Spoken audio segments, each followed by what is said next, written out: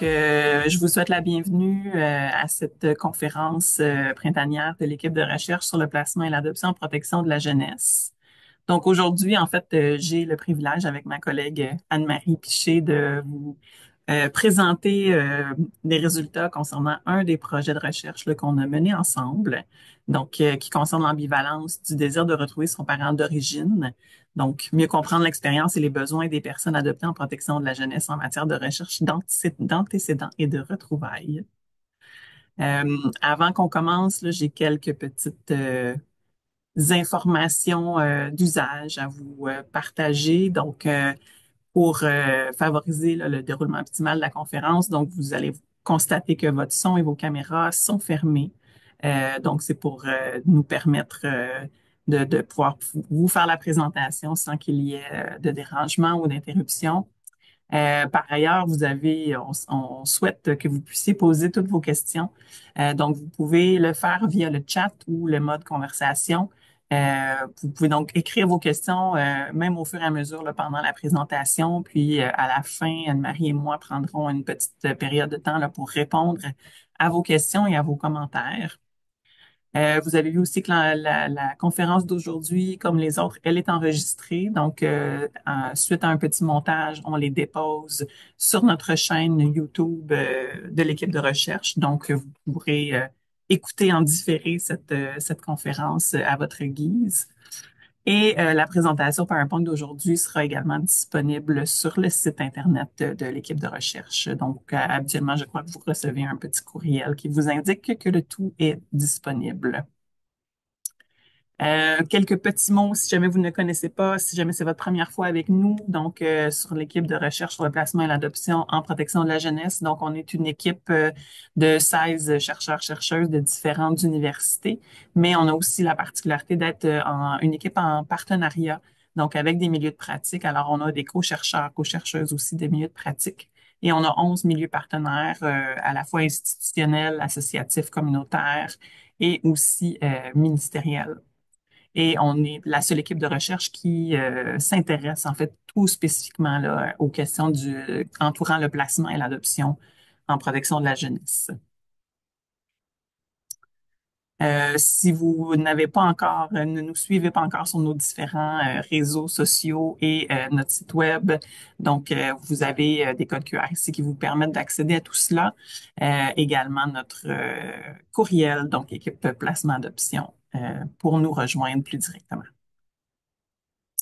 J'en profite de notre conférence d'aujourd'hui pour vous annoncer en fait que à partir d'aujourd'hui, le livre sur le placement en famille d'accueil que nous avons coédité, donc avec Doris Châteauneuf, moi-même, Karine Poitras, Marie-André Poirier, et dans lequel la vaste majorité des chercheurs et chercheuses de l'équipe, ainsi que des étudiants et des étudiantes aussi ont collaboré aux différents chapitres de ce livre. Donc, c'est disponible aux presses de l'Université du Québec dès aujourd'hui. Vous pouvez utiliser le code QR à l'écran si vous souhaitez vous procurer ce beau livre dont le lancement sera fait aussi plus officiellement au moment de notre colloque d'équipe qui aura lieu les 4 et 5 juin prochains. Sans plus tarder, je vous présente d'abord ma collègue Anne-Marie. Elle est professeure agrégée à l'École de travail social de l'UQAM. Anne-Marie et moi, on se connaît depuis longtemps. On travaille ensemble depuis de nombreuses années aussi sur les questions d'adoption. Anne-Marie a quand même une expérience comme intervenante aussi là, avant de compléter son doctorat puis de devenir prof à l'université. Elle continue d'ailleurs aussi à pratiquer au sein de la clinique Allegria. C'est très intéressant de pouvoir profiter de sa connaissance aussi et de ses savoirs tant expérientiels que scientifiques. Les membres de l'équipe de recherche et aussi de différentes autres équipes en lien avec la famille et les jeunes en difficulté. Et moi-même, je suis la directrice scientifique de l'équipe de recherche. Mes travaux, moi, sont principalement en lien avec l'adoption en protection de la jeunesse, donc beaucoup avec le programme Banque Mixte, mais aussi avec les différents projets de vie ou de permanence là, pour les enfants qui sont en protection. Donc, je vais te céder la parole, Anne-Marie, pour le début de la présentation. Merci beaucoup, Geneviève, pour cette belle introduction. Bonjour tout le monde. Alors, bienvenue à la présentation, la première publique de nos résultats d'études. Donc, j'en vais en profiter pour remercier chaleureusement tous nos participants spécifiquement qui nous ont vraiment aidés à mieux comprendre leur réalité. Donc, tout au long de la présentation, on va alterner, Geneviève et moi. Je vais commencer par vous donner un peu de contexte. Ensuite, Geneviève vous présentera un peu notre méthode d'étude, comment on a fait. Et par la suite, on va entrer dans les thématiques qui reflètent les résultats selon nos analyses, suite à l'analyse des témoignages de nos participants, qui sont toutes des personnes adoptées, nées au Québec et adoptées au Québec. Donc, on va vous expliquer tout ça dans quelques minutes. Alors, ben, cette recherche-là a voulu explorer les expériences des personnes adoptées dans leur quête des origines et des retrouvailles lorsque c'était effectué. On a voulu aussi comprendre plusieurs dimensions. Donc, évidemment, les dimensions émotionnelles de ce processus-là, qui peut être très émotif. Aussi, les dimensions institutionnelles dans la perception des services. Les dimensions sociales aussi, qui peuvent influencer le processus de recherche du point de vue des personnes adoptées. Alors, on y va. Alors, un peu de contexte ici, légal, sans vous faire tout l'historique de l'adoption qui remonte jusqu'à 1924 au Québec. On va y aller quand même dans les décennies plus récentes pour vous montrer comment nos participants se situent quand même dans les plus récents changements législatifs pour favoriser l'accès aux antécédents et aux retrouvailles au Québec. Alors, comme vous le savez peut-être, au cours des dernières années, il y a plusieurs possibilités qui se sont ouvertes pour les personnes qui souhaitent connaître leur histoire d'adoption et renouer le contact avec des membres de leur famille. Depuis longtemps déjà au Québec, il était possible de faire une demande de recherche de ses origines, de manière qui a été davantage formalisée au début des années 80 au Québec, dans le cadre de la mise en œuvre des premiers services en adoption qui devenaient à l'époque des services publics. Donc, dans les suites de la première loi sur la protection de la jeunesse de 1979. Toutefois, à cette époque, il y avait encore plusieurs obstacles qui limitaient les possibilités de divulgation de l'identité du parent recherché, notamment en raison d'une obligation que les demandes des deux parties coïncident. Donc, par exemple, pour pouvoir contacter son parent biologique, il fallait qu'il ou elle ait déjà fait une demande. Depuis ce temps-là, les adoptions sont restées malgré tout, malgré les changements, avec l'effet de rompre les liens et d'effacer le nom des parents biologiques du certificat de naissance de l'enfant à son adoption, les remplaçant par ceux des parents adoptifs. Donc, il y a des choses qui ont changé, mais ça n'a pas changé.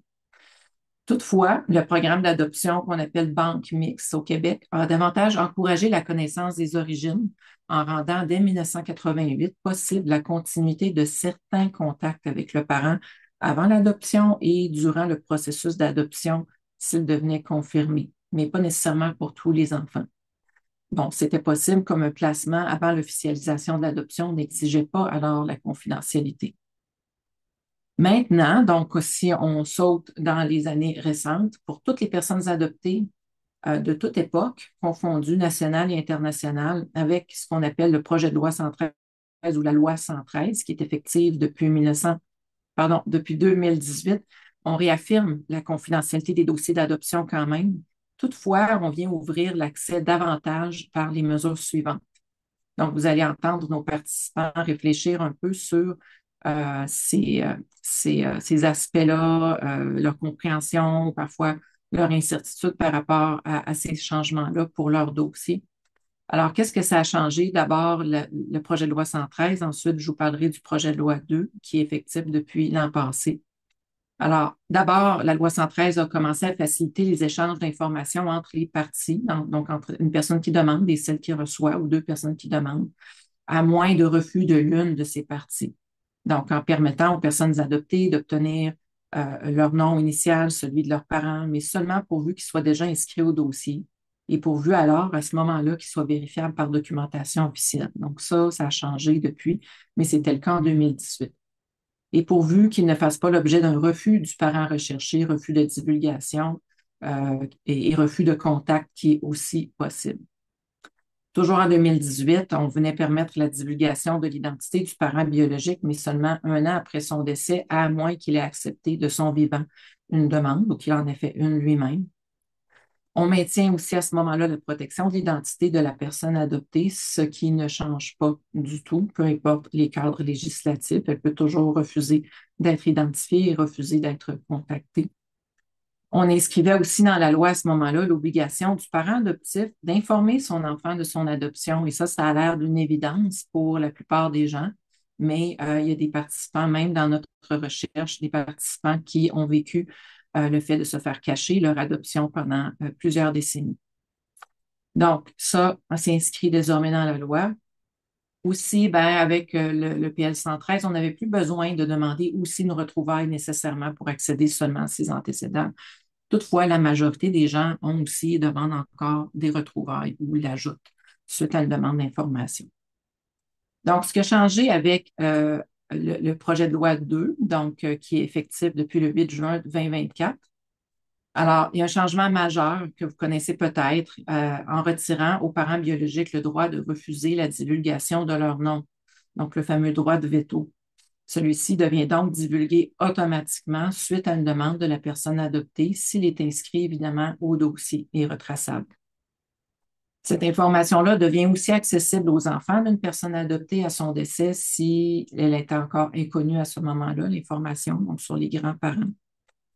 Les jugements d'adoption ainsi que les documents d'identité originale avant l'adoption de la personne adoptée lui deviennent aussi accessibles sur demande. Les retrouvailles entre fratries sont aussi facilitées, ce qui n'était pas le cas en 2018. Donc, on a retiré en 2024 l'obligation de concordance, qu'il y ait deux demandes de fratrie qui coïncident pour se retrouver. Désormais, une seule demande suffit pour alors faire en sorte que l'intervenante contacte l'autre personne et l'informe d'une demande à son sujet. Et à ce moment-là, il peut accepter ou refuser. Le refus de contact de quiconque, par contre, lui, il reste valide, que ce soit le parent biologique, la personne adoptée, une fratrie, et il peut être protégé en enregistrant auprès du CIS de son territoire d'adoption ou de sa région d'adoption. Les personnes qui avaient fait une demande avant la loi 113 et qui n'avaient pas pu connaître l'identité de leurs parents recherchés parce qu'on n'avait pas pu la vérifier avec des documents officiels ou parce que le parent avait refusé de divulguer son identité, ces personnes-là peuvent, depuis juin 2024, faire une nouvelle demande aux services sociaux. Donc, nos participants, juste pour vous dire, se situaient un peu entre les deux autour de la loi 113. La plupart avaient déjà fait une demande, soit avant les réformes récentes, soit qu'ils en avaient fait deux, donc une avant 2018 et une après. Et on n'était pas encore rendu à juin 2024, mais les gens nous parlaient déjà de comment ils anticipaient cette deuxième réforme-là. Alors, je vous donne un peu de chiffres. Alors, depuis la première réforme de la loi 113, le nombre de demandes de recherche d'origine a véritablement explosé au Québec, tant en adoption nationale qu'internationale, ce qui est bien compréhensible puisque plusieurs milliers de personnes adoptées attendaient déjà depuis des décennies de pouvoir le faire ou de pouvoir refaire une demande en espérant que ça leur donne un peu plus d'informations. Aussi, donc, avec ça, on a eu plus de 92 000 demandes qui sont entrées dans les services sociaux, incluant à la fois les personnes adoptées, des parents d'origine et les fratries, bien que ce soit pour la plupart des personnes adoptées qui font les demandes. Aussi, plus de 22 000 retrouvailles ont déjà été organisées via les services sociaux, selon les derniers bilans de la protection de la jeunesse. Les personnes impliquées dans une adoption pouvaient refuser jusqu'à 2024, donc de voir leur identité divulguée, comme je vous expliquais, dans le cas des parents biologiques. Mais toute personne pouvait et peut encore refuser le contact avec le demandeur, mais peuvent aussi changer d'avis, ce qui a impliqué en date récente plus de 8 000 interventions impliquant des refus et des changements d'idées et autres interventions autour de discuter cette question délicate. Je vais passer maintenant le micro pour quelques minutes à Geneviève pour nous présenter un peu le cadre théorique ou les concepts existants dans la littérature en adoption, parce qu'il y en a quand même beaucoup qui parlent de la communication autour des origines et de l'adoption. Alors, je lui cède le micro. Merci de Marie. En fait, juste quelques mots d'abord sur notre cadre théorique, puis ensuite sur les aspects méthodologiques, parce que évidemment, on veut vous amener le plus rapidement possible vers les résultats, parce que vous allez voir qu'on a quand même beaucoup de thèmes là, qui ont été développés à partir des entrevues qu'on a pu réaliser. Donc, c'est sûr qu'au plan théorique, il y a quand même plusieurs modèles Et nous, on s'est inspiré là, principalement de certaines théories qui vont toucher autant la recherche des origines, mais aussi la communication par rapport à l'adoption là, au sein de la famille adoptive et finalement par rapport à l'identité adoptive aussi, parce qu'il y a des certains psychologues notamment là, ou chercheurs en psychologie qui se sont intéressés plus spécifiquement à la question de la construction identitaire, mais spécifiquement chez les personnes adoptées. Il y a un modèle qui nous a surtout peut-être inspiré pour nous aider, en fait, parce que ce qu'on souhaitait, c'est de pouvoir comprendre un peu plus là, le parcours décisionnel, puis aussi qui concerne toute la recherche d'informations par rapport à leur histoire là, chez les personnes adoptées. Donc, c'est le modèle ACP pour Adoption Curiosity Pathways. C'est un modèle américain qui sert vraiment à mieux comprendre puis à décrire aussi le processus par lequel les personnes adoptées passent. Donc, dès leur jeune âge, souvent dès l'enfance ou l'adolescence. Et ça nous explique un peu comment ils réfléchissent à leurs origines, puis comment ils vont se mettre en action aussi par rapport à prendre la décision d'effectuer ou non des recherches. Donc, c'est vraiment un modèle aussi là, qui prend en considération le degré de curiosité que les personnes adoptées ont envers leur adoption, parce qu'en fait, ce qu'on voit dans la littérature, c'est que euh, l'ensemble quand même des personnes adoptées vont avoir un certain niveau de curiosité, mais c'est un niveau de curiosité qui va être variable selon les personnes.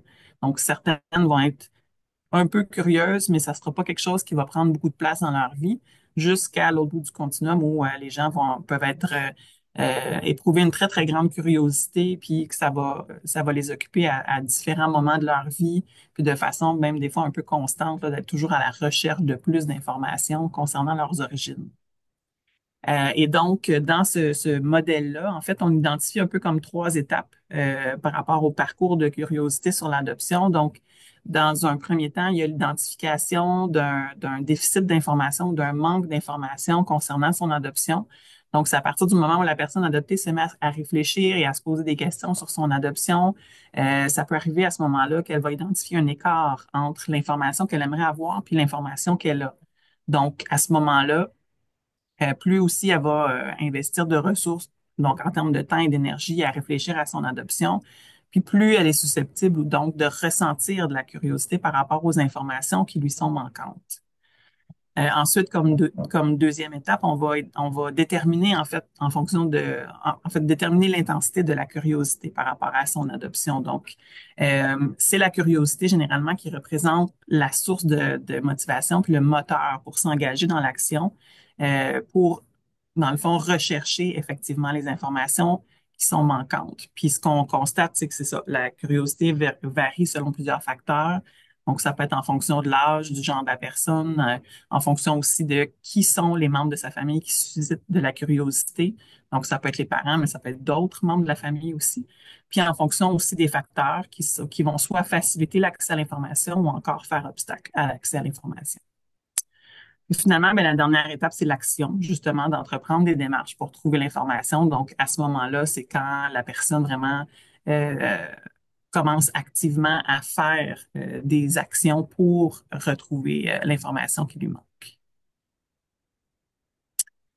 Au niveau donc des objectifs qu'on avait nous en lien avec l'étude de recherche, dont notre étude, c'est-à-dire donc c'était de pouvoir explorer dans un premier temps les motivations, les expériences aussi de personnes adoptées dans leur démarche spécifiquement de recherche et de retrouvailles. On voulait être capable d'identifier aussi les besoins spécifiques des personnes donc qui entreprenaient ce processus.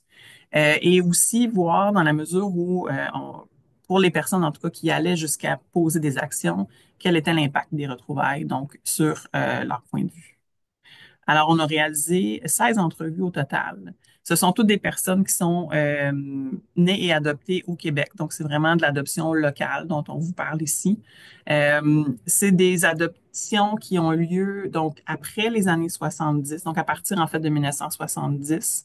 Et peut-être là, en fait, sauf exception là, parce que vous allez voir dans l'âge, on a quand même un bon écart, mais la majorité de nos participants euh, donc, ce sont des adoptions qui ont été réalisées dans les années 70 et 80 principalement.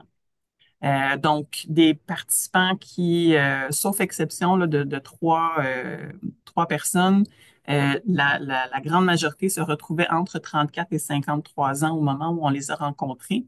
On a deux personnes plus jeunes aussi qu'on a rencontrées, donc de 14 et 22 ans. Puis une personne un peu plus âgée, 68 ans, mais qui nous a donné aussi tout un contexte là, par rapport à l'évolution, si on veut, de l'adoption au Québec. Donc, c'était des entrevues qualitatives, semi-dirigées, réalisées à distance, pour une durée d'à peu près là, 90 minutes au total.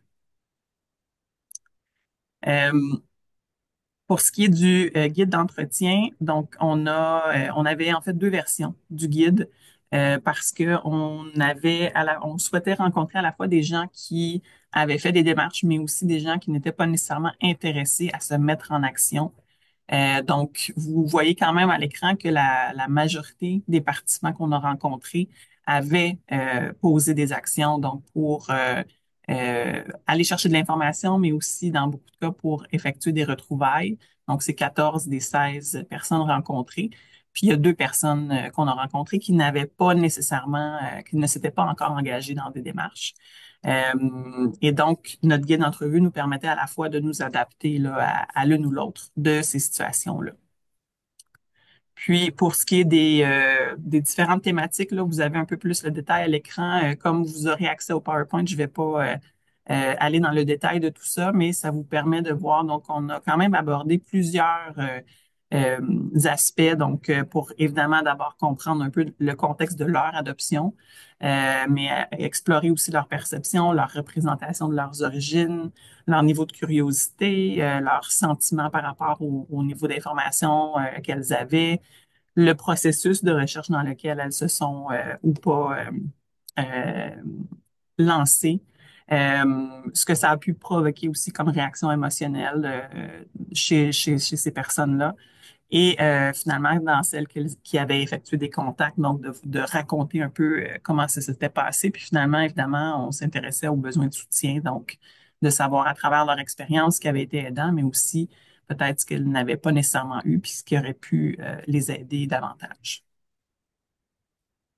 Donc, je Merci. retourne à Anne-Marie pour les premières thématiques.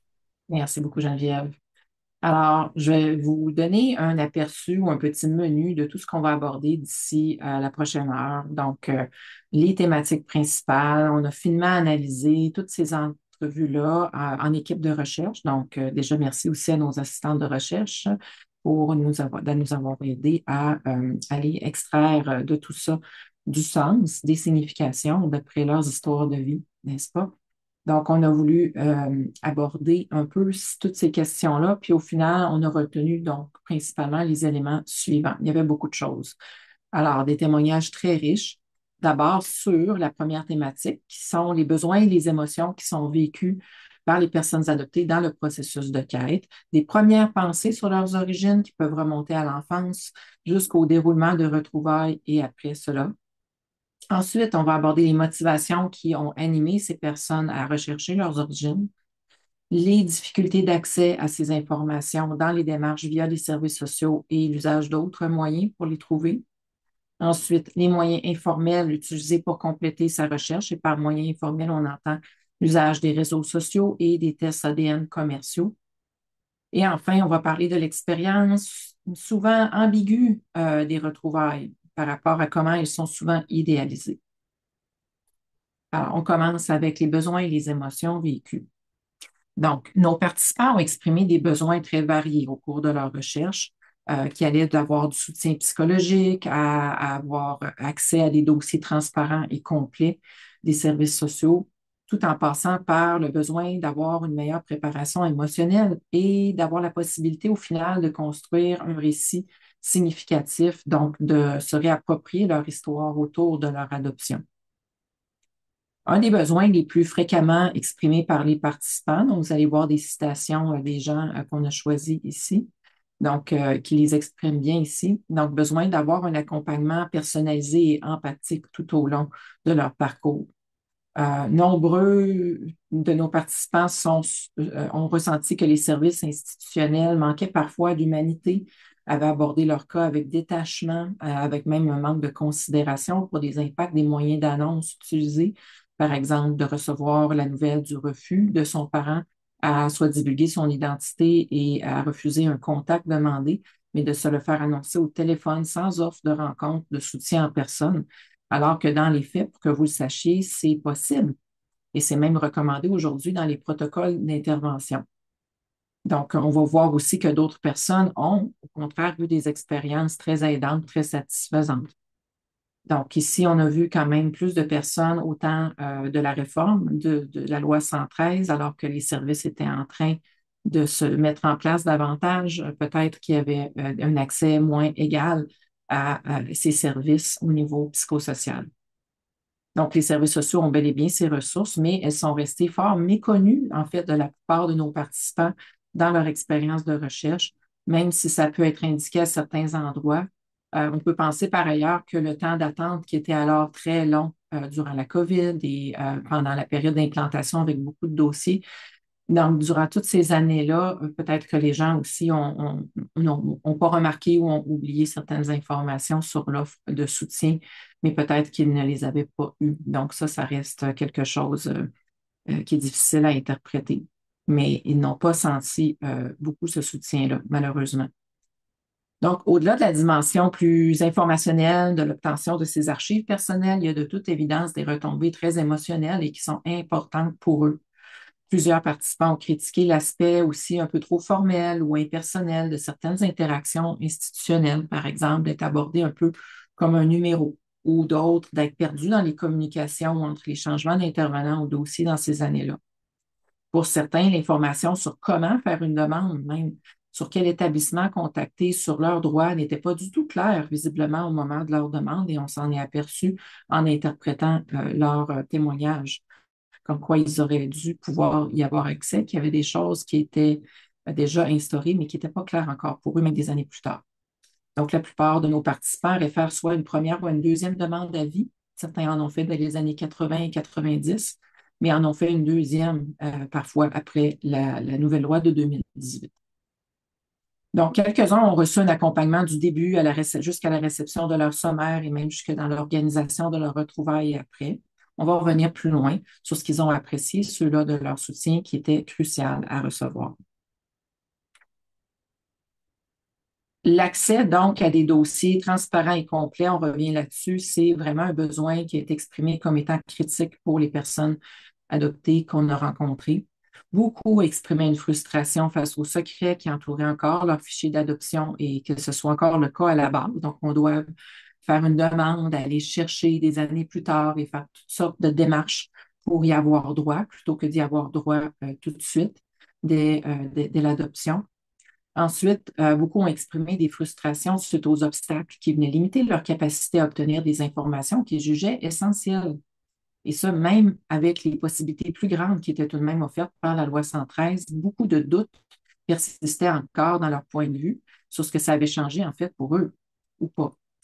Les complexités administratives pour accéder aux informations posaient des défis importants et alimentaient l'aspect qui était vécu un peu comme bureaucratique. Aussi dans la communication avec les services pour savoir, par exemple, qu'est-ce qui est requis comme pièce, qu'est-ce qui est manquant, qui contacter, comment le faire, comment on va procéder à notre demande et quelles en seront les étapes.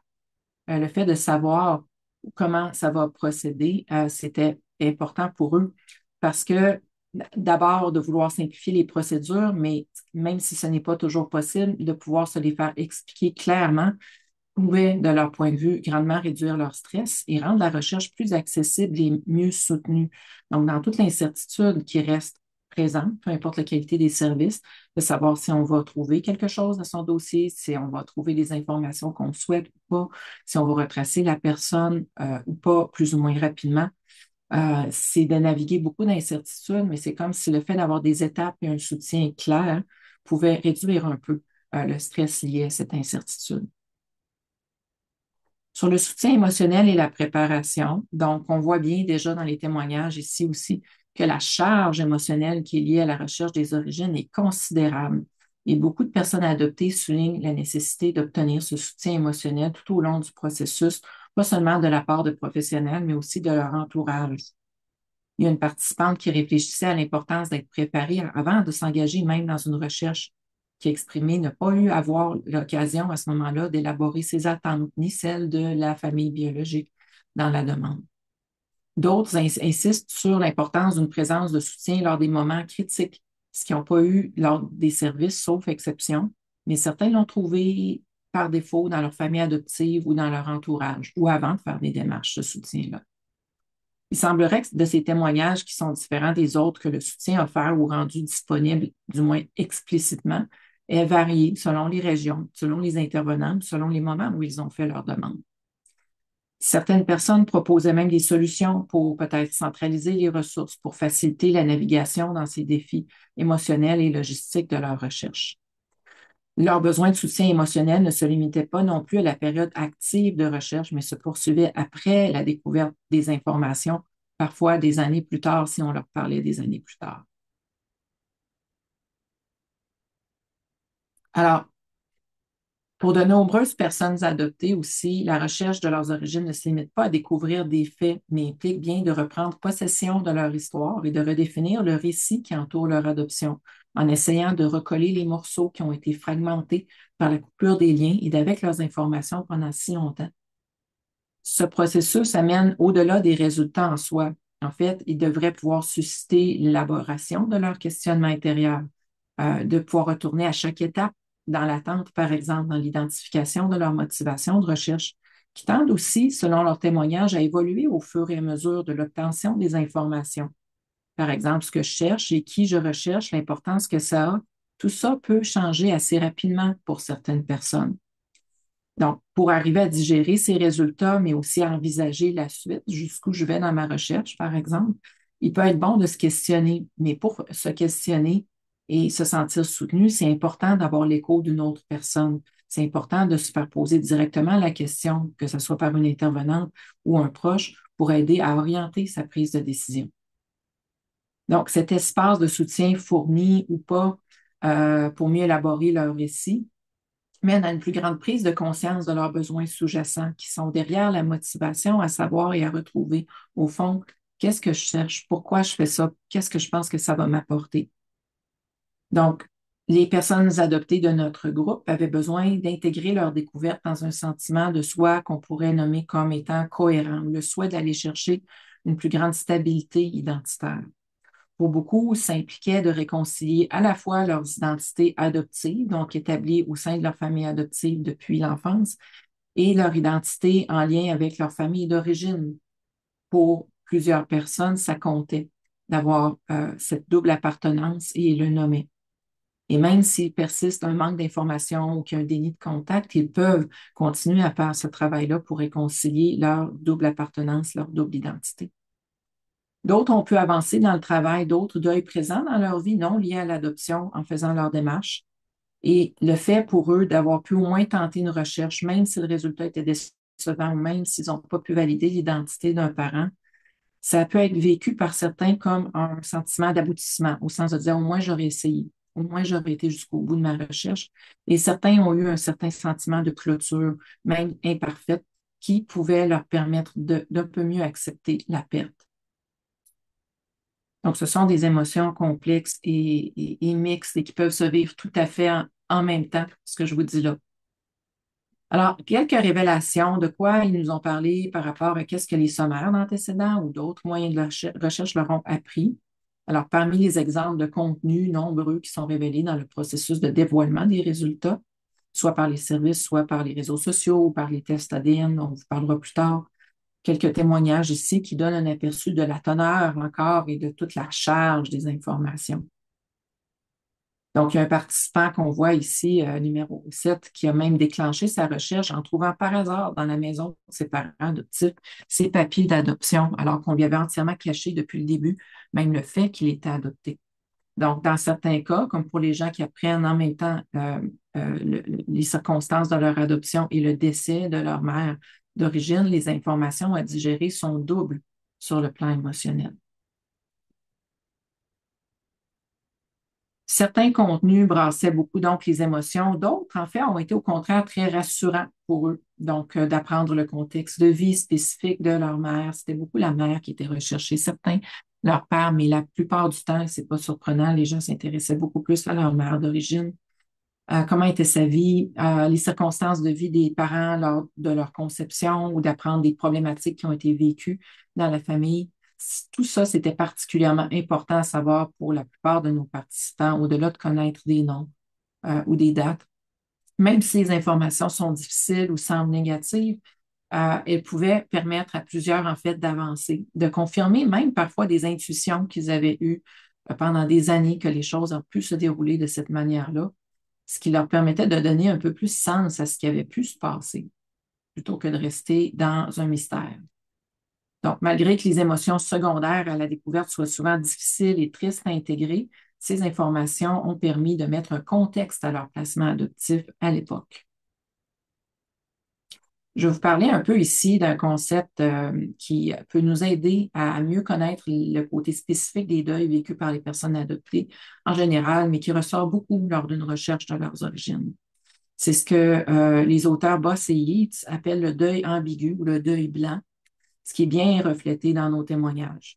Donc, qu'est-ce que c'est le deuil ambigu? C'est le fait de vivre une incongruité entre la présence psychologique de son parent et son absence physique, comme ressentir que quelqu'un est là, mais qui n'est pas vraiment là, ou de savoir qu'il existe quelque part sans pouvoir leur dire au revoir, ni clore véritablement ce lien-là.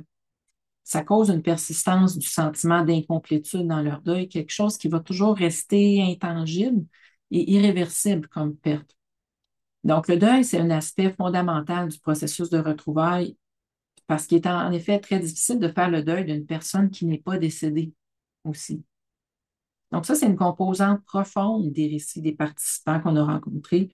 Comme beaucoup ont évoqué un sentiment persistant, soit de perte, soit d'incompréhension lié à leurs origines inconnues, ou désormais qui sont connues, mais avec un sentiment de non-sens qui peut persister, surtout à l'idée que le parent refuse de nous connaître, quand c'est sa mère d'origine surtout, soit qui ont émis un refus officiel ou qui n'ont pas donné de suite à une demande de contact après avoir parlé à l'intervenante.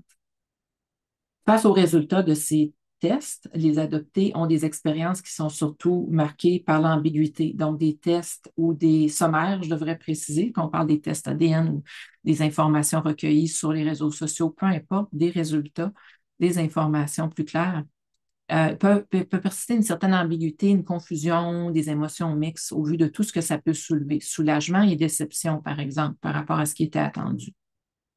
Le deuil de connaître ses origines reste aussi socialement un deuil qui est beaucoup moins reconnu et moins soutenu que d'autres deuils plus concrets ou plus visibles. Comme vous voyez avec le dernier témoignage, cette personne-là a vécu beaucoup d'invalidation ou une incompréhension face à la nature particulière des effets de la perte sur lui et face à l'importance de leur besoin de chercher. Donc, c'est difficile d'expliquer quelque chose qu'on ne voit pas. C'est une perte invisible, mais qui est tout aussi importante et difficile à traverser.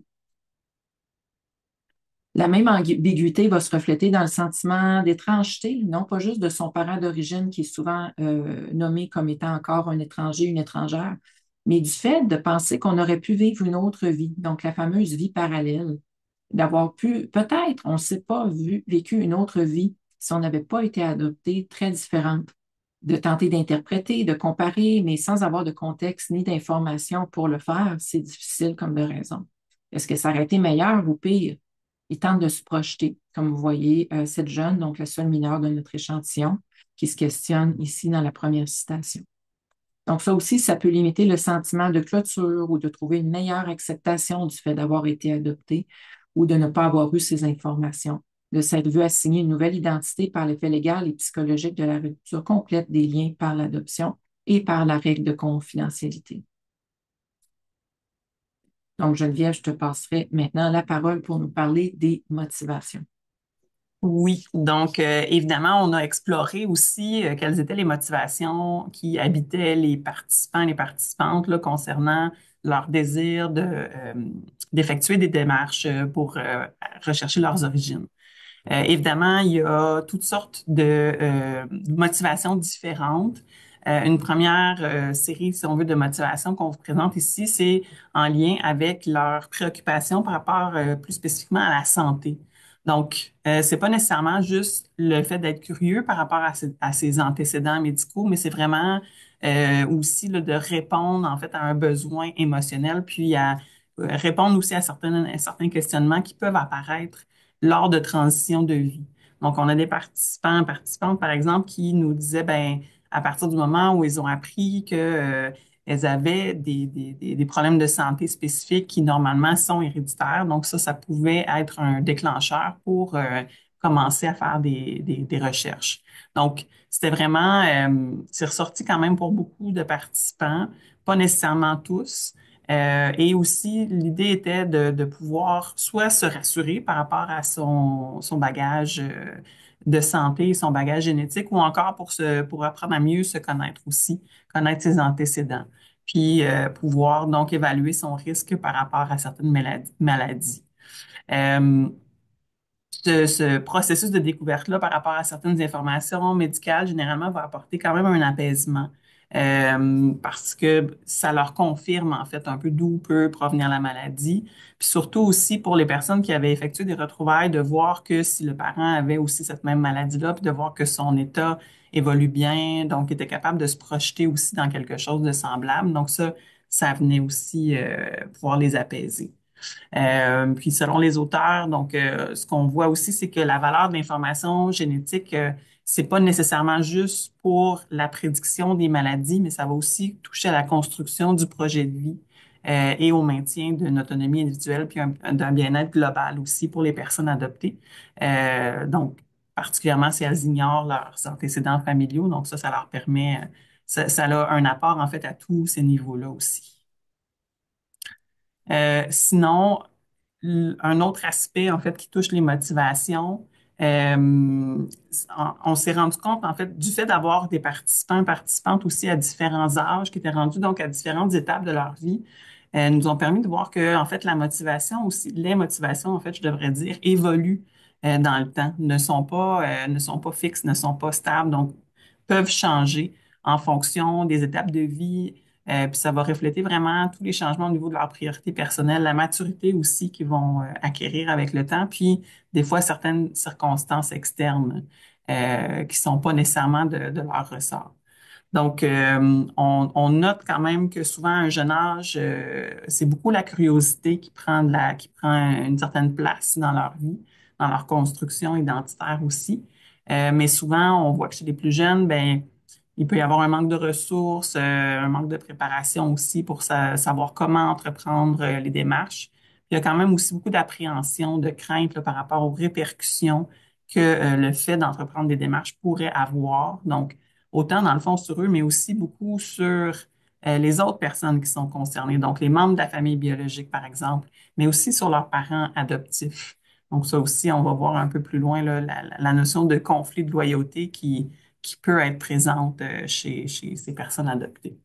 Donc, ce qu'on a pu constater aussi dans le temps, c'est que les, euh, les, le processus va faire en sorte que parfois, ils vont aussi faire certaines démarches très tôt, mais ensuite reculer, attendre, poursuivre plus tard avec d'autres types de démarches. Donc, c'est vraiment quelque chose qui est un processus et non pas quelque chose de statique là, dans le temps. Euh, Une des motivations qui ressort aussi plus au niveau psychologique, émotionnel, c'est cette notion de souhaiter en fait combler un vide.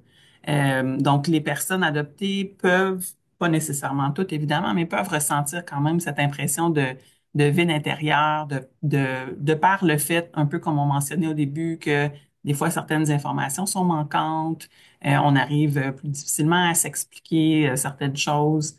Donc, il y a vraiment ce sentiment que à partir du moment où les personnes adoptées peuvent avoir accès à ces informations-là qui les concernent, puis en fait des informations auxquelles elles ont droit puisqu'elles sont nécessaires, pourrait les aider en fait à combler ce vide-là. Puis, même si c'est pas une garantie, hein, les professionnels en adoption le mentionnent souvent, c'est pas une garantie que d'effectuer des retrouvailles va nécessairement venir combler ce sentiment de vide-là. Mais par contre, les participants et participantes qu'on a rencontrés ont quand même manifesté beaucoup de satisfaction par rapport au fait d'avoir eu accès à des informations, puis que ça a pu quand même, jusqu'à un certain point, répondre à leurs besoins puis leur permettre donc de mieux se définir comme individu, puis de se sentir libre aussi d'aller de l'avant dans leur vie. Donc, c'est vraiment cette idée aussi d'avoir, d'être à la recherche d'un besoin de vérité aussi, puis de pouvoir peut-être des fois éliminer certaines possibilités, soit d'informations contradictoires qu'elles peuvent avoir eues ou l'impression des fois de se faire cacher des choses. Donc, il y a aussi ce besoin-là, en fait, dans la quête d'information qui est recherché. Puis c'est pas, donc, c'est pas uniquement au plan cognitif ou intellectuel que ce besoin d'information-là existe, mais c'est vraiment aussi pour combler un besoin émotionnel qui, pour certaines personnes, en fait, va être lié quand même à un sentiment de pouvoir, de guérison et de clôture par rapport à certains pans de leur vie. Évidemment, une autre source de motivation, un autre moteur pour les personnes adoptées, c'est aussi tout ce qui concerne le sentiment d'appartenance et qui est beaucoup lié en fait au fait de souhaiter retrouver des ressemblances physiques avec la famille biologique. Donc, ça peut être lié au sentiment de vide dont je parlais tout à l'heure. Mais des fois, dans la mesure où, pour certaines personnes adoptées, le sentiment de pas retrouver justement de ressemblance dans sa famille adoptive, de constater en fait certaines différences ou de pas être capable de s'expliquer d'où proviennent soit certains traits physiques, mais aussi des fois certains traits de caractère. Donc, il y a aussi ce besoin-là des fois qui va motiver la recherche d'informations ou le souhait de vouloir effectuer des retrouvailles ou même juste de retrouver des photos, par exemple, pour aller confirmer à qui on ressemble. Donc ça fait aussi partie des moteurs de motivation pour les personnes adoptées. Ensuite, ce qu'on constate aussi au niveau donc des motivations, c'est qu'il y a parfois des éléments spécifiques qui vont se passer dans la vie des personnes adoptées qui vont les amener à souhaiter ou à ressentir un plus grand besoin, en fait, de retrouver des informations par rapport à leurs origines. Donc, ce que les participants et participantes nous ont rapporté, c'est par exemple en lien avec le décès de leurs parents adoptifs. À ce moment-là, on voyait que ça peut créer un espace qui est propice à l'exploration, une forme de libération ou une forme de permission à ce moment-là que les personnes adoptées se donnent parce que le conflit de loyauté qui peut être ressenti, qui n'est pas nécessairement non plus provoqué par les parents adoptifs nécessairement, mais qui peut quand même être ressenti par les personnes adoptées, ben, ce conflit de loyauté-là est beaucoup atténué et donc à ce moment-là, certaines personnes vont se permettre d'entreprendre des démarches, des actions pour trouver des informations ou pour effectuer des retrouvailles. Quand ils sont exposés également à des recherches de d'autres personnes adoptées qui ont des issues favorables. Donc ça aussi, ça peut les amener à vouloir eux-mêmes entreprendre des démarches. Puis on voit aussi que le fait de devenir parent ou encore de planifier de devenir parent, ça aussi, comme on le voit dans certains extraits à l'écran, là, ça fait partie des moteurs qui peuvent les amener à vouloir rechercher de l'information, ne serait-ce que par exemple sur leurs antécédents de santé pour savoir un peu ce qu'ils transmettent à leurs enfants.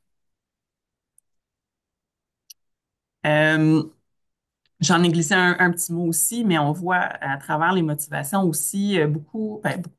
C'est pas nécessairement présent chez tout le monde et de la même façon, ni au même moment non plus dans tout ce processus-là, mais c'est sûr qu'on a noté euh, des sentiments ou en tout cas d'ambivalence puis de crainte aussi, des craintes de créer ou des conflits, des tensions. Parfois aussi, dans ce qu'on nous racontait, ça pouvait être des tensions réelles, mais pas nécessairement toujours. Mais c'est sûr que donc pour les personnes adoptées, c'est quand même une grosse étape, en fait, de se mettre en action pour rechercher de l'information sur ses origines et pour effectuer potentiellement des retrouvailles. Et c'est quelque chose qui est quand même peut être vécu comme gros et épeurant pour eux, et même rendu à l'âge adulte. Et ça reste aussi quand même souvent quelque chose de difficile à partager avec leurs parents adoptifs également. Donc, même si, en fait, généralement, ceux qui nous ont parlé d'une communication ouverte puis en continu, puis soutenante également de la part de leurs parents adoptifs dès l'enfance, ont pu donc ressentir un certain soutien, puis peut-être vivre moins difficilement les étapes de recherche dans ces contextes-là, mais ça ne veut pas nécessairement dire qu'ils étaient toujours à l'aise non plus de présenter la chose à leurs parents. Donc, il y a vraiment cette idée aussi, puis c'est probablement ce qui affecte aussi le fait ils peuvent vivre des allers-retours, ils peuvent vivre aussi des hésitations, des fois entreprendre certaines démarches, puis s'arrêter, puis recommencer plus tard. Donc, c'est tous ces sentiments-là qui les habitent, là, qui peuvent aussi affecter donc la manière dont ce processus-là se déroule. Merci beaucoup, Geneviève. Donc, tout ça, ça confirme aussi, on pourrait dire qu'à l'inverse, les personnes adoptées de notre groupe qui ont eu un soutien indéfectible et une communication claire au sein de leur famille adoptive depuis l'enfance, qui savaient que c'était pas un sujet tabou, qui savaient qu'on pouvait l'aborder sans crainte de blesser son parent, avaient beaucoup plus de facilité, même si la démarche était émotionnelle, même si la démarche était parfois bouleversante. C'est comme s'ils avaient déjà un sentiment de libération, de pouvoir aller de l'avant au moment où ça devenait important pour eux, mais aussi de ne pas être privés du soutien de leurs parents adoptifs pendant le processus. Donc, de pouvoir l'obtenir en plus de membres de leur entourage. Donc, on ne reviendra jamais assez sur l'importance d'avoir ces discussions-là de manière régulière ou au besoin d'aller chercher du soutien pour les parents adoptifs pour mieux aborder la question avec son jeune ou avec même une personne d'âge adulte qui est adoptée. Alors, maintenant, on va parler de la thématique. Je vais sauter un peu plus rapidement vu le temps qui file, comme toujours, si on veut garder de l'espace pour vos questions après. Donc, au moins jusqu'à 11h10, d'après moi, on va filer avec nos thématiques. Donc, se battre pour savoir d'où on vient. Donc, je vous en ai déjà pas mal parlé au début. Donc, concernant les barrières qui perduraient dans l'expérience de nos participants pour manquer d'informations, qui font en sorte qu'ils manquent d'informations, d'abord sur le déroulement possible d'une recherche via les services, pas juste sur l'information concernant leur dossier, la méconnaissance des étapes qui sont requises, de comment ça va se passer, du soutien qui sera présent. Donc, la possibilité d'être accompagné sur le plan psychosocial n'était inconnue pour la grande majorité d'entre eux. En tout cas, ça ne leur a pas été présenté lors de l'ouverture du dossier de sorte qu'ils la saisissent, cette opportunité. Donc, il persistait quand même des zones de flou pour plusieurs, malgré l'obtention du sommaire, parce qu'il y avait des informations manquantes, parce que même si ça, pour certains, des informations au sommaire d'antécédents entraient en contradiction avec des informations qu'eux avaient obtenues d'autres sources. Il y a les réseaux sociaux, les tests ADN, puis on va voir que plusieurs personnes sont devenues leur propre petit enquêteur en manquant d'opportunités de valider des fois ces informations-là. Mais ça causait beaucoup de confusion quand ça contredisait avec le dossier. Donc, ça donnait un sentiment encore de méfiance, de frustration, à l'idée aussi pour certains que si leur dossier était résumé, mais peut-être qu'il n'était pas si fidèle que ça, ou peut-être même qu'on leur cachait des informations par rapport à avoir le dossier complet. Certains questionnent encore le fait de ne pas avoir accès à leur dossier complet, mais plutôt un résumé. Même si les services sociaux tentent de le mettre le plus fidèle possible, ça causait quand même un sentiment qu'il manquait quelque chose pour certains. Donc, oui, un sentiment d'isolement et parfois même d'abandon vécu par certaines personnes dans l'accompagnement. Donc, d'avoir peu d'assistance avant, pendant et après.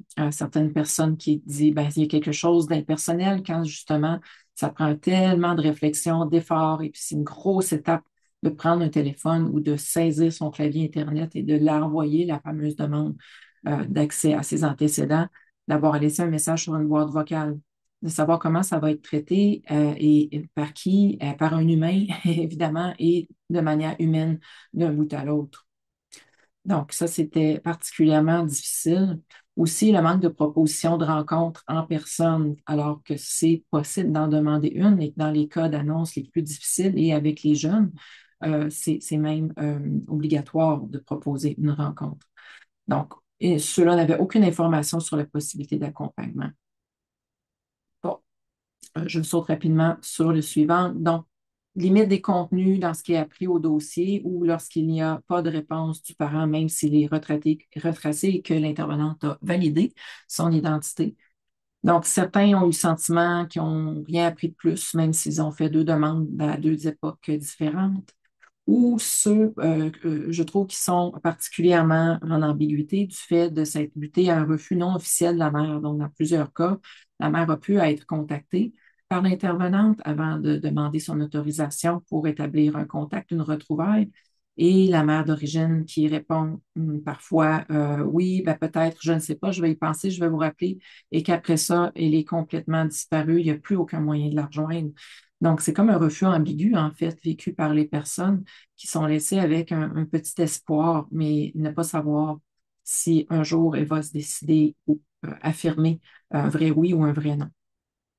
Donc, ça empêchait aussi les intervenantes de pouvoir compléter la démarche jusqu'au bout. Face à ces obstacles-là, il y a plusieurs participants donc, qui ont eu recours à des méthodes informelles et c'est ça qui a principalement marqué nos résultats. Donc, ils ont eu beaucoup recours pendant ou après la démarche auprès des services sociaux, aux réseaux sociaux comme Facebook et aux tests ADN, aux communautés en ligne de personnes adoptées aussi, ce qui est reconnu aussi dans la littérature et dans la culture, donc comme quelque chose d'assez fréquent comme phénomène désormais. Donc, nos participants ne sont pas différents des autres personnes adoptées à cet égard. Donc, je reviendrai moins là-dessus ici. Donc, on parlait des processus qui étaient difficiles, un peu désorganisés dans le vécu au début, sentir qu'on ne sait pas par où commencer. L'importance de la qualité de l'accueil. Donc, ici, c'est justement des commentaires positifs sur les personnes de notre échantillon qui ont eu accès à un accompagnement des services sociaux de grande qualité et qui en étaient vraiment reconnaissants. Donc, qu'est-ce qui était important pour eux, c'est de sentir qu'ils pouvaient y aller à leur rythme, que la démarche soit relativement simplifiée, du moins expliquée par l'intervenante clairement, qui se sentait guidée finalement au clair et qui se sentait accueillie avec empathie, gentillesse, avec du temps pour élaborer leurs craintes, leurs incertitudes, leurs besoins et aller en fonction des particularités de leur profil, de leur histoire. Donc, d'être accompagné au moment d'émotions agréables aussi, pas juste désagréables ou plus difficiles. Alors, quand c'est enthousiasmant, vous voyez une citation ici, de pouvoir partager ça avec quelqu'un quand l'émotion de la possibilité de retrouvailles est très agréable et de pouvoir être soutenu dans tout ça. Alors, dans les moyens formels de recherche, qu'on appelle à la fois moyens formels pour dire en dehors des services sociaux, donc réseaux sociaux et tests ADN commerciaux, face à ces obstacles nombreux qu'on vous a expliqués aujourd'hui, soit que les dossiers étaient incomplets, soit que d'anciennes lois ne permettaient pas de divulguer le nom de la personne avant 2024. Plusieurs personnes adoptées ont eu recours à ces méthodes. Donc, ces recherches-là ont été perçues, si on analyse leur discours, comme quelque chose qui leur donne de l'autonomie, comme une certaine source de reprise de pouvoir et de contrôle par rapport à un besoin insatisfait de connaissances qui serait divulgué par d'autres personnes, par la famille ou par les intervenantes. Donc, plus il y a un sentiment de manquer de contrôle sur l'accès à leur histoire, à leurs informations et aux circonstances, plus les personnes semblent avoir besoin d'aller chercher ailleurs. Donc, c'est devenu un moteur très, très fort aussi, ces possibilités externes d'aller chercher, d'aller monter son arbre généalogique, par exemple. Bon, ici, il ne faut pas idéaliser nécessairement ces moyens-là. Certains n'ont rien trouvé, certains cherchent encore, certains ont trouvé plusieurs personnes de leur famille biologique et leur ont fait confirmer avec des tests ADN l'affiliation. Donc, l'absence de médiation ou d'intermédiaire professionnel, ça, c'est un gros problème parce que ça les laisse seuls pour gérer ces découvertes-là émotionnellement très lourdes, parfois. Quand on ne trouve rien, c'est lourd aussi. Et quand il y a des divergences entre les informations formelles et informellement obtenues, ça aussi. Donc, les personnes qui ont été chercher du soutien dans les communautés, qui aident les personnes adoptées à interpréter leurs résultats ADN, se sont senties mieux soutenues. D'autres qui ne les connaissaient pas ou qui ne voulaient pas y avoir recours peut-être étaient un peu tout seuls face à leur ordinateur à essayer d'interpréter tout ça. Donc, les gens ont en même temps voulu respecter, toutes les personnes à qui on a parlé voulaient vraiment respecter la vie privée des parents qu'ils ont pu trouver sur les réseaux sociaux via les tests ADN sans vouloir les pousser, sans vouloir être intrusif. Il y avait même une grande peur de les déranger, surtout si la personne avait déjà émis un contact ou l'avait enregistré officiellement. Donc, les personnes n'ont pas voulu pousser au-delà de ça pour aller dépasser la décision de l'autre personne. La plupart vraiment nous disaient vouloir juste savoir et connecter peut-être avec d'autres membres de la famille si la mère d'origine, par exemple, leur mère d'origine ne voulait pas les rencontrer. Donc, savoir versus établir une relation, c'est une grande distinction à faire dans les processus de recherche des origines. Devenir son propre détective. Bon, alors, il y avait beaucoup d'allusions à Sherlock Holmes, à Dick Tracy et autres, donc plusieurs manières, plusieurs métaphores pour illustrer l'effort aussi que ça prend pour aller utiliser ces méthodes informelles avant ou après avoir obtenu quelques informations sommaires d'antécédents. La plupart des gens qui ont été sur les moyens informels faisaient aussi des démarches en parallèle avec les services sociaux. Donc, il y en a une ici qui nous parle d'une démarche qui est toujours en apprentissage, qui est ardue, mais qui est satisfaisante aussi. Ça exige beaucoup de temps, d'énergie, de courage face à l'inconnu, mais et aussi de conscientisation du manque potentiel d'exactitude des informations qu'on va trouver sur les réseaux sociaux, les tests ADN.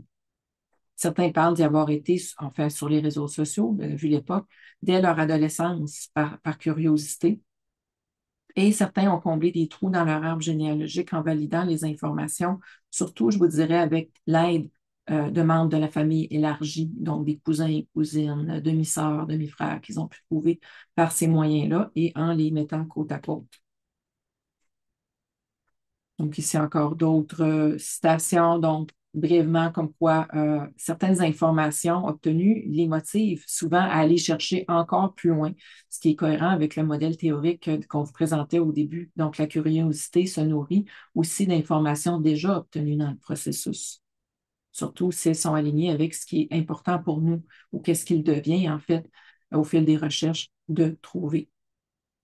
Donc, ici, ce qui est intéressant, c'est que via les moyens plus informels, les gens ont trouvé que c'était plus spontané, moins limitatif, entrer en contact de manière plus naturelle avec des gens de leur famille élargie, surtout, de manière plus authentique que juste recevoir un rapport écrit. Ils tentent graduellement de se rapprocher donc de la vérité qu'ils espèrent trouver sur leur histoire, qui peut rester partielle, cette vérité, mais au moins de sentir qu'ils pouvaient tenter leur chance et d'aller au bout de quelque chose. Au bout du compte, c'est ce processus qui est important au-delà des résultats pour la plupart d'entre eux. C'est pas évident, effectivement, de se lancer sur les réseaux sociaux, d'aborder les gens sans qu'ils nous connaissent, sans qu'ils connaissent même l'existence d'une personne qui a été adoptée dans la famille. C'est très délicat, en fait. Il y a des gens, ça, c'est la responsabilité de la personne adoptée. Quelles conséquences est-ce que ça pourrait avoir que la nouvelle surgisse de cette manière-là, de manière informelle, un jour? Donc, les gens étaient bien au fait de la délicatesse de la démarche. Ici, il dit, ben, j'ai peut-être l'air d'un imposteur. Je veux pas déranger personne. C'était vraiment représentatif de plusieurs témoignages. En même temps, aussi représentatif que les gens ont eu beaucoup d'aide, en fait, des gens qui le retraçaient par combinaison d'informations diverses dans la famille élargie ou qui les aidaient à aller jusqu'à des membres plus proches de leur famille d'origine. Je te passerai le micro, Geneviève, pour un des derniers thèmes, en fait, sur les retrouvailles. Oui, c'est ça. Donc, je vous amène à notre dernier thème, puis ensuite, Anne-Marie va présenter quelques conclusions là, avant qu'on puisse discuter avec vous. Mais donc, Anne-Marie vous a parlé beaucoup des différents moyens qui sont utilisés, mais on voulait aussi faire ressortir donc dans ce thème des retrouvailles le fait que en réalité, ce sont des expériences souvent qui finissent par être un peu ambiguës. En fait, pas nécessairement dans tous les cas. Il y en a quand même, il y a plusieurs personnes qui nous ont parlé d'expériences satisfaisantes, puis du fait que ça les aidait à obtenir de l'information qui était recherchée. Mais c'est certain qu'il y a aussi des expériences un peu plus difficiles, un peu plus décevantes ou perturbantes, particulièrement, en tout cas dans notre échantillon, en lien avec les gens qui ont rencontré ou qui ont pu discuter avec leur mère d'origine. Donc, juste quelques éléments. Dans le fond, c'est principalement une des principales choses qui ressort, puis on en a parlé un petit peu au début de la présentation, mais c'est vraiment l'idée que c'est une démarche qui est pour les personnes adoptées, qui est intime et qui leur appartient.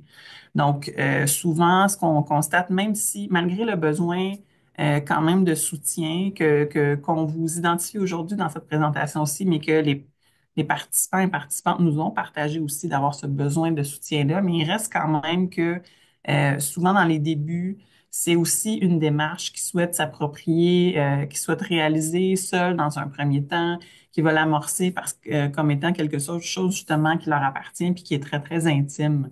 Donc, le fait des fois, ça pouvait aussi être perçu comme une intrusion, le fait que des proches ou leurs parents adoptifs s'impliquent un peu trop à leur goût dans cette démarche-là ou prennent les devants sur des choses qui sont pour lesquelles eux n'étaient pas nécessairement encore prêts à franchir certaines étapes. Donc, il y a vraiment aussi cette notion que c'est un processus qui leur appartient.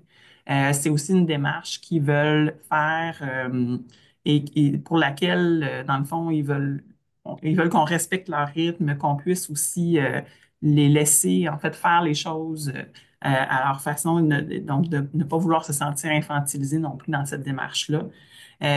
Puis un peu quand ce qu'on vous mentionnait tantôt par rapport au fait que ça se fait à différentes étapes, il y a des fois ils vont avancer, arrêter, reculer, ça se fait donc pas nécessairement de façon linéaire.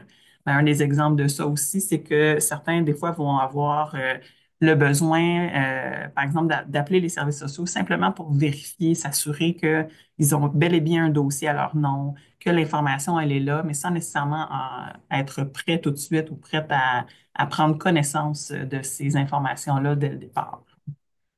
Geneviève, si tu veux bien, je sauterai directement aux expériences de refus de contact pour qu'on Oui, existe. Ça ne dérange pas. d'accord, je te suis. Parce que c'est des choses qu'on a mentionnées aussi déjà. Question importante sur le besoin de savoir les retrouvailles indirectes, mais avec les membres de la famille élargie, puisque j'en ai déjà parlé. Oui, Mais ici, on va quand même parler des refus de contact. À toi.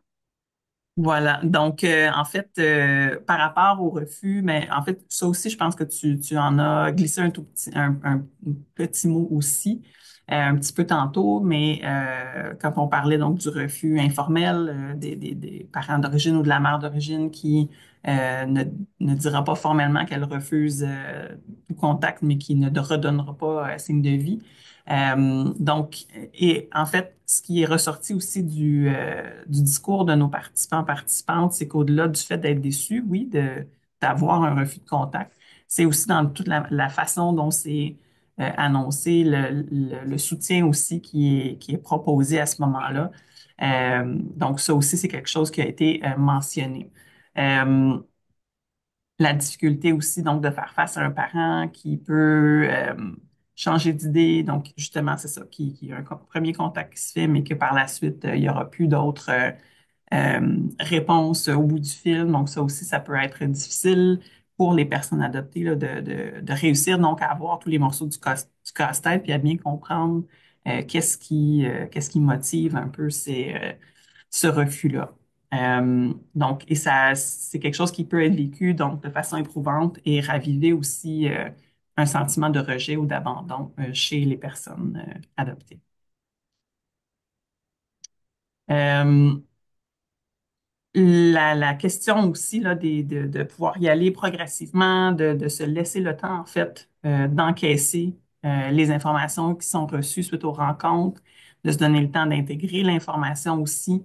Donc, des fois, il y a eu des personnes qui rencontraient des membres de la famille élargie dans un premier temps, puis qui allaient chercher de l'information de cette façon-là, et après ça, qui attendaient un certain moment avant de contacter, par exemple, la mère d'origine. Donc, ça, c'est aussi des choses qui sont ressorties là, par rapport à l'expérience du contact en tant que tel. Euh, Peut-être y aller rapidement là-dessus aussi, là, dans le sens où, en fait, comme je vous disais, il y a des éléments où pour certaines personnes, ça a été une retrouvaille qui a été vécue de façon mitigée, particulièrement dans les cas où les personnes rentrent en contact avec leur mère biologique. C'est ce qu'on nous a raconté, c'est surtout la difficulté d'être face à une mère biologique qui peut présenter certaines difficultés cognitives ou avoir un discours décousu par rapport aux origines et donc qui répondent pas nécessairement directement aux questions ou en fait qui donnent des informations que les personnes adoptées allaient valider par la suite ou en tout cas avaient d'autres informations de d'autres sources qui venaient contredire un peu. Donc ça venait miner un petit peu la confiance aussi que les personnes adoptées avaient à l'égard du discours de leur mère d'origine, de sorte que ça semblait pas nécessairement toujours être ça qui était le plus satisfaisant pour eux.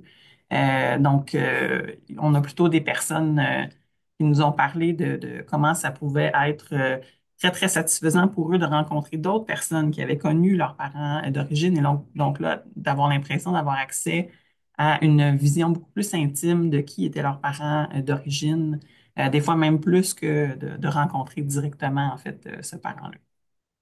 Sinon, ben, c'est certain qu'il y a aussi eu beaucoup de témoignages d'expériences positives, comme quoi que c'était devenu un moment déterminant dans leur vie, un point tournant, un moment qui a changé leur vie. Donc, il faut quand même aussi souligner que ça a été positif pour certaines personnes.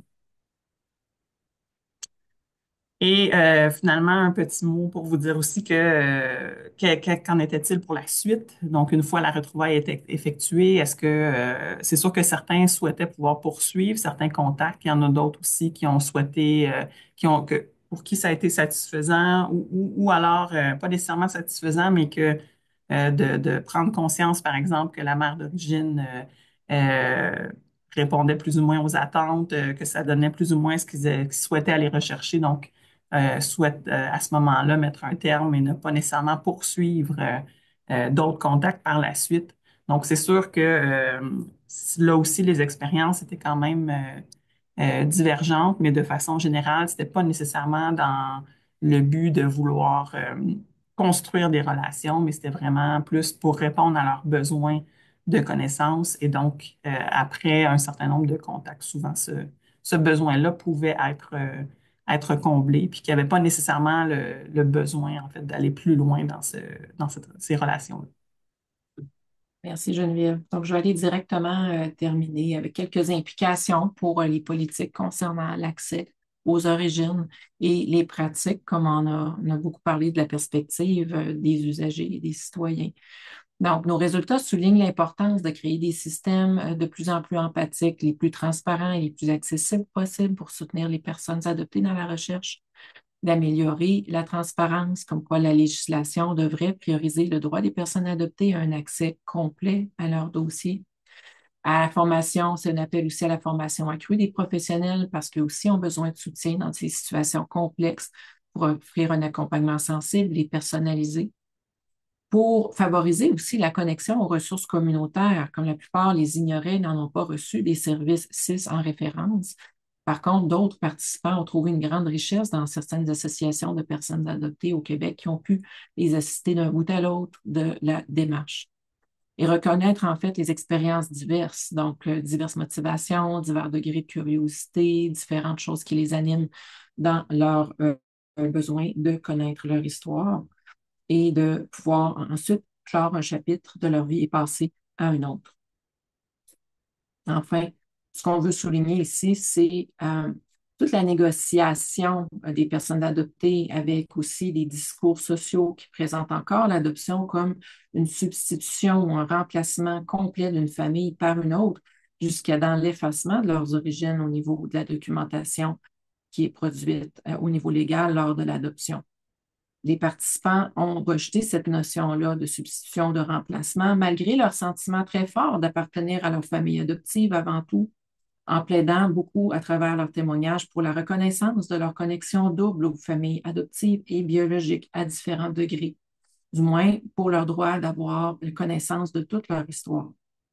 Donc, cette perspective-là met en évidence l'importance de promouvoir un discours sur l'adoption qui soutienne le droit des personnes adoptées à l'autodétermination et à l'exploration de leur identité, sans diminuer leur lien avec leur famille adoptive pour autant, et ce, dès leur adoption, et en ouvrant d'autres effets juridiques à une adoption qu'une seule coupure des informations sur leur histoire, comme c'est le cas encore actuellement malgré ces réformes récentes.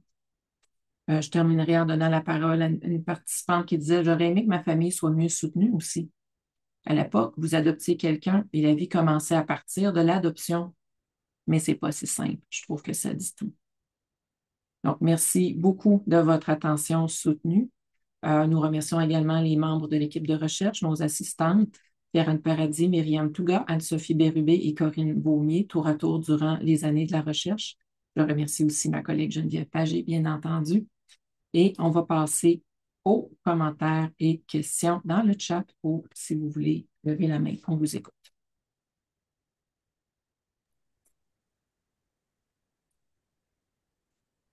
Voilà, voilà. Donc, en fait, je vois une main levée. Je ne sais pas par contre si on est capable de permettre le micro ou pas, Daniel. Donc,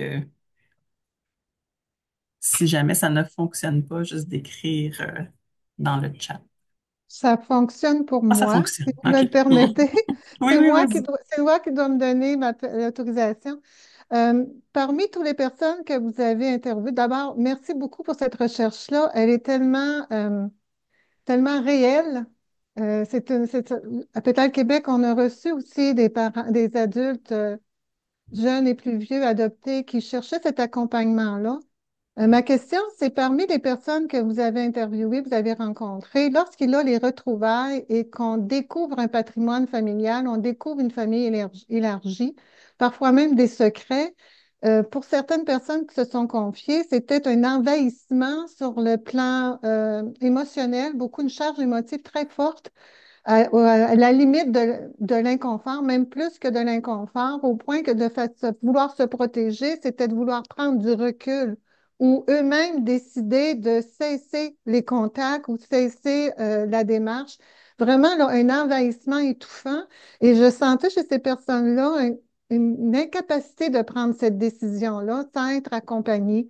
Parce que c'était comme il y a le conflit de loyauté qui peut intervenir, mais c'était comme, bon, je ne peux pas fermer la porte, ils ont comme besoin de moi, ou ils étaient vraiment pris là, dans un très grand dilemme et sans accompagnement en post-retrouvailles au niveau des institutions publiques et pas vraiment non plus dans le secteur privé, qui je vais voir, comment je vais être soutenue.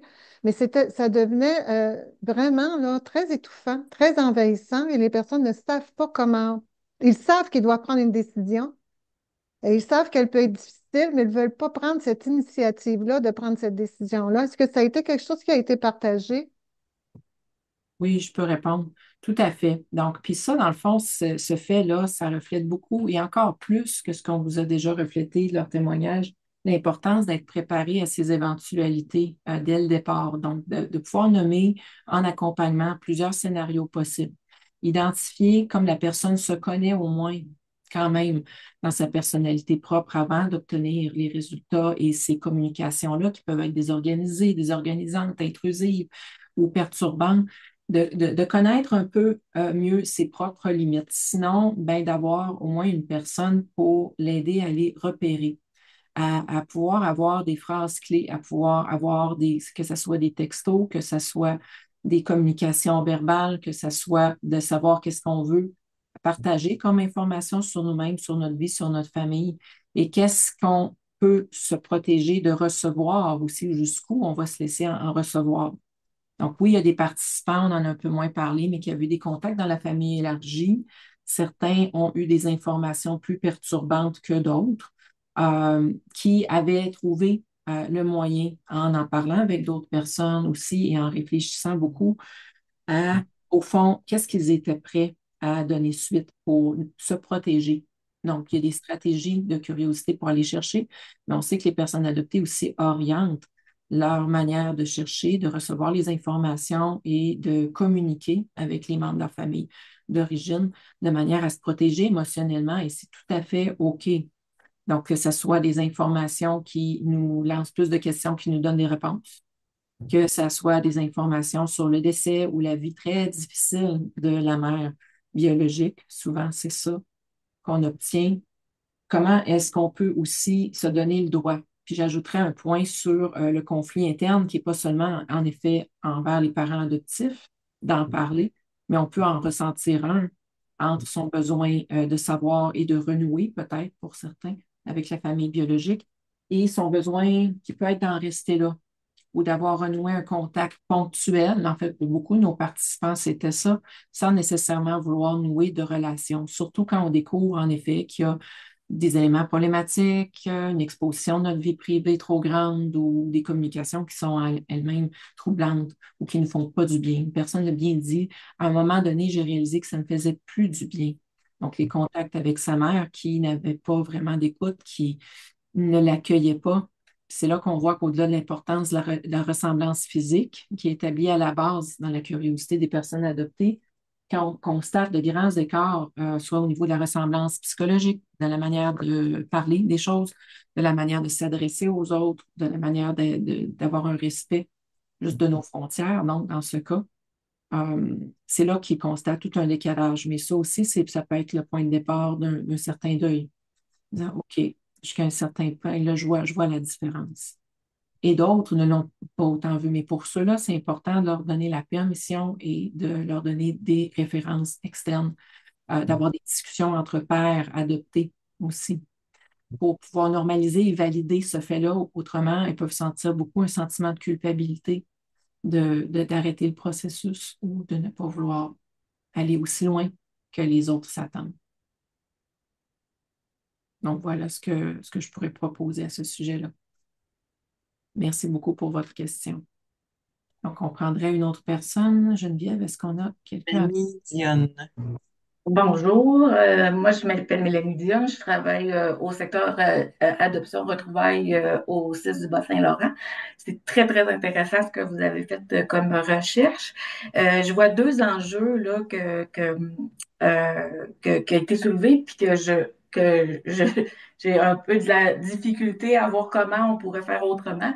Comme chaque CIS et CIUS est responsable des adoptions qui ont été faites dans leur milieu, ça ne veut pas dire que nos gens sont, les gens qui font appel à nous sont encore dans la région. Donc, des fois, on a des gens qui viennent d'une qui sont à l'autre bout de la province, dans une autre province, dans un autre pays. Et il faut faire avec, on peut pas, c'est malheureux, mais on peut pas se déplacer. Il faut faire le choix entre on vous l'annonce par téléphone ou on fait une demande à un autre CIUS pour venir en personne et ça va prendre des mois. Donc, on est comme un peu pris avec ce dilemme-là. De pouvoir faire, de pas pouvoir toujours faire les rencontres en personne. Donc, s'il y avait ça. Donc, si vous avez une solution, moi, je serais très heureuse, mais j'en ai pas. Effectivement, Euh, c'est difficile. Je peux sauter tout de suite sur cette question. oui, Il n'y a pas de réponse simple en même temps. Bien sûr, vous êtes loin des centres, puis les gens se sont souvent établis ailleurs que dans leur territoire où ils ont été adoptés, donc surtout en région. Et on vous salue les gens dans le Bas-Saint-Laurent. Donc, c'est vraiment quelque chose, en fait, je trouve que c'est intéressant que vous mentionniez le choix, que la possibilité, à partir de ce moment-là, est-ce que la personne serait en effet prête à attendre un peu plus pour que le déplacement soit possible ou assisté? Déjà, si je parlais, je ne veux pas trop parler pour nos participants, mais j'ai l'impression que déjà de savoir que ça existe, ça ferait déjà une différence. Donc, si ça a été omis comme possibilité, peut-être dans leur expérience, euh, pas mentionné assez clairement, c'est possible. D'autre part, ben, vous pourriez voir aussi, il y a le guide de pratique professionnelle qui a été récemment révisé avec les CIS et le SACI qui ont une pratique de retrouvailles à l'international en vidéoconférence, si elle est acceptée comme de raison par les deux parties, qui est possible et qui se déroule plutôt bien, en fait. Donc, c'est pas l'idéal par rapport ou en personne, mais quand ça s'avère véritablement impossible ou si on parle d'un parent ou d'une personne qui serait trop malade ou qui ne pourrait pas faire le voyage, à voir. Mais je pense qu'il y a en effet des pratiques distinctes qui se sont établies à ce niveau-là. Si vous voulez, on peut en reparler. oui, tout à fait. Mais quand on fait une annonce de décès, ben, outre être en visioconférence, des fois, il y a- on sait qu'on est loin puis qu'on manque de soutien et puis on peut pas donner le soutien qu'on voudrait donner. Puis la même chose pour malheureusement quand on fait des références pour les gens qui le demandent, ben comme nos demandeurs sont un peu partout, c'est difficile des fois de trouver la bonne ressource dans leur région. On connaît les nôtres, mais on les connaît pas toutes dans leur entièreté. Et pour l'avoir vécu, on réfère aux services sociaux généraux et ne comprennent pas l'enjeu de Madame, moi, j'ai vécu c'est important, puis, mais on ne voyait pas pas la pertinence, mais tu sais, comment dirais-je, tu sais, où la situer dans qu'est-ce qui est plus important qu'une autre demande. Donc, puis c'est des gens qui sont pas nécessairement formés à toute cette réalité-là d'adoption et de retrouvailles. Donc, ils se retrouvent avec des services, ben, Oui. des services sociaux qui ont pas toute la nuance. Et je ne recommanderais pas de les référer aux services généraux. Donc, si on connaît bien les limites des intervenantes actuellement, encore plus avec les services de recherche d'antécédents et retrouvailles dans le temps, dans la poursuite du dossier, dans l'accompagnement. Donc, ça, on a déjà fait même une étude auprès d'intervenantes qui nous l'ont bien fait comprendre. Donc, par ailleurs, ce qui pourrait être amené comme piste, à tout le moins, suggérer à la personne d'utiliser les ressources communautaires qui sont disponibles maintenant au niveau virtuel à travers le Québec. Il y a le mouvement Retrouvailles, il y a Carrefour ADN pour les personnes qui souhaiteraient aller vers ce moyen, pas nécessairement toutes, mais aussi amener la personne à contacter des ordres professionnels qui offrent différents types de soutien, qui ont dans leur bottin des personnes qui sont spécialisées en adoption, qui peuvent bien comprendre ces situations-là. Donc, selon les possibilités de la personne au niveau d'avoir de l'aide, mais si on sent qu'il y a une difficulté particulière ou qu'on peut anticiper, des fois, les gens, par ailleurs, quand ils quittent les services ou quand on met fin au dossier, ne ressentent pas à fond ou complètement toute la perturbation émotionnelle. Il se peut qu'elle la vive des mois ou même des années plus tard. Ça, j'ai observé dans les participants, j'ai observé aussi ailleurs. Donc, ça peut être important de donner des pistes accessibles pour que la personne puisse aller chercher qu'est-ce qui est le mieux adapté pour elle. Est-ce qu'elle a le goût de faire? Est-ce qu'elle veut faire partie d'un groupe de personnes adoptées? Peut-être ou non, peut-être plus en individuel. Mais les participants qu'on a eus qui ont été complémentés par ces ressources-là ont eu la satisfaction au niveau, je souligne, communautaire aussi. Donc, il n'y a rien comme une autre personne adoptée aussi pour pouvoir valider, comprendre et peut-être après ça lancer vers d'autres ressources au besoin. Et je comprends bien votre réalité. Anne-Marie, il y a une question justement là, qui a été ajoutée dans le chat. À savoir, est-ce qu'il y a quelque part une liste de ressources pour les personnes qui veulent du soutien? Alors, en fait, oui, il y en a une qu'on attend qui devrait être publiée sous peu. J'ai malheureusement pas de date, mais dans un guide d'accompagnement à la personne adoptée, que ce soit adoptée au niveau national ou international, qui a une très grande liste de ressources disponibles de tous les types de ressources selon les besoins identifiés. Donc, il va être diffusé, donc restez à l'affût sur le canal de l'équipe dès que ce sera disponible. Geneviève, on pourrait peut-être voir la possibilité, peut-être même avant de diffuser sur le canal de l'équipe, mais on s'en reparle. Mais oui, il y en a donc on pourra, on vous voit, donc on va pouvoir vous informer plus tard. Super, merci. On pourra donc, en fait, vous pouvez nous écrire sur l'adresse de l'équipe de recherche là, si vous souhaitez faire partie de nos infolettres. Mais pour Madame Bergeron, là, dont j'ai vu le message, on pourra vous ajouter également. Euh, il y a peut-être un dernier petit mini commentaire. Là. Je vois Monsieur Provost qui souhaiterait intervenir, qui ne voit pas la main levée, mais donc, pour qu'on puisse conclure avec Je vous, pense. Monsieur Provost. M'entendez-vous? Je ne sais pas. Oui. Oui, Oui, M'entendez-vous? on vous oui, entend. Vous m'entendez? Bon, je suis très heureux. Je ne trouvais pas il me manquait un bouton. Mon nom, c'est Lucien Provost. Je suis président de Carrefour ADN. Je voulais remercier Mme Piché de nous avoir invités et de féliciter Mme Piché et Mme Pagé pour prendre connaissance de ce que les gens vivent et pensent. Moi, je voulais profiter de cet instant-là. J'ai bien aimé les commentaires ou les appréciations que vous avez faites. Merci de nous avoir nommés aussi, Mme Piché, tantôt, comme le mouvement Retrouvailles. Moi, ça fait 8 ans que je suis président de Carrefour ADN. J'aimerais vous dire que on travaille actuellement à échanger avec les gens, entre autres avec Mme Sylvestre, avec Mme Desbiens, des services sociaux du CIUS ou du CECI. On essaie de préciser comment nos comptes rendus, parce qu'on fait des comptes rendus à des demandeurs de personnes, des personnes qui cherchent à trouver leurs parents. Effectivement, il y a un bon nombre de ces gens-là qui ont été blessés dans le passé de par leur contact et l'incapacité d'obtenir de l'information. Et ils se sont rabattus effectivement sur les tests d'ADN. Et ils sont très heureux d'apprendre le nom des parents. Et on les aide assez bénévolement là-dessus.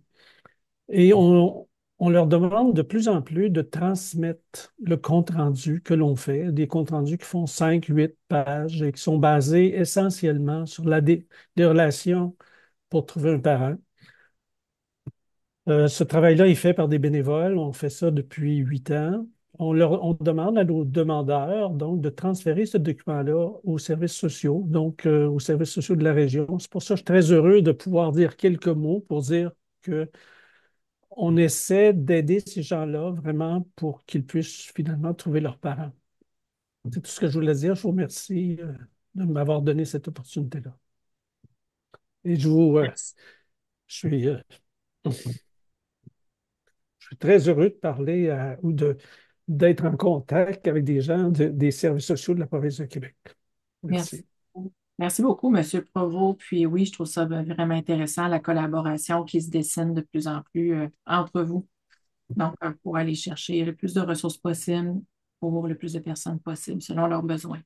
Merci. Ben, alors, merci beaucoup à toutes les personnes qui ont été avec nous ce matin. C'était vraiment super aussi de pouvoir échanger avec vous à la fin. Donc, on demeure disponible par courriel si vous avez d'autres commentaires ou questions.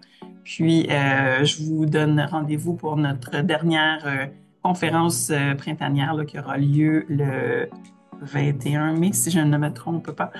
Donc, surveillez nos réseaux sociaux, notre infolette là, pour plus d'informations. Donc, merci beaucoup tout le monde. Merci beaucoup. À la prochaine.